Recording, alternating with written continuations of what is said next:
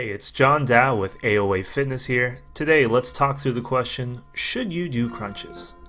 Now, with all this fitness stuff, there's layers and there's the importance of context. Should you do crunches? The answer is, sure. Do you want to do crunches? Okay then.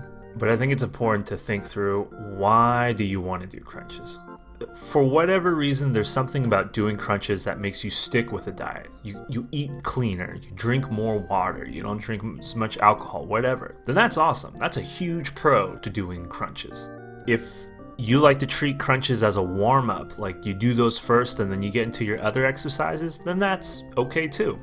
Now, the downside to over-prioritizing crunches would be you think doing crunches is going to be that magical thing that gives you a six-pack or slims down your waist. Maybe you've heard abs are made in the kitchen. That doesn't mean that you're literally cooking something up to make your abs pop. It's just that it's going to be a nutritional issue.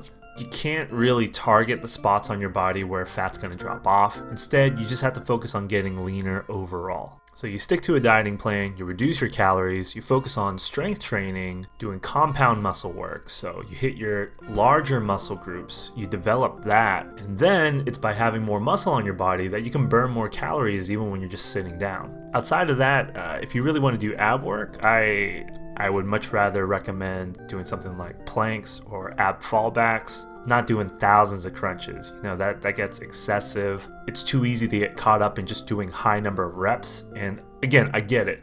I've been there. I've done stuff like 1,000 ab challenges. Going back to what I was saying before, you can't necessarily pick where you lose your fat, but you can target strength training. So if it's just a matter of you want to develop a strong core, and that's why you're trying to do all those crunches, then that's no issue at all. But to sum up, if I had to break down kind of like a priority, it would be, get your nutrition in order, and then focus on your compound lifts, and then do accessory work, and then put the crunches and cardio near the end. So if you think in terms of that way, if you have a busy schedule, you don't have time to do an hour and a half workout like you thought, then that's no problem at all. Prioritizing your diet, and then if you focus on those compound lifts, like let's say you really only have 15-20 minutes to spare, you make it a squat, a deadlift, a bench press, or shoulder press. That's going to do you a lot better than just focusing on arms,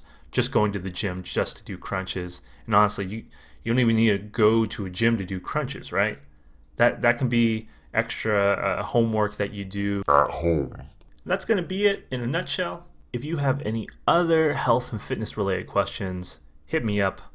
I'll make another video for you. Again, I am John Dow with AOA Fitness. Fitness for anybody or anyone.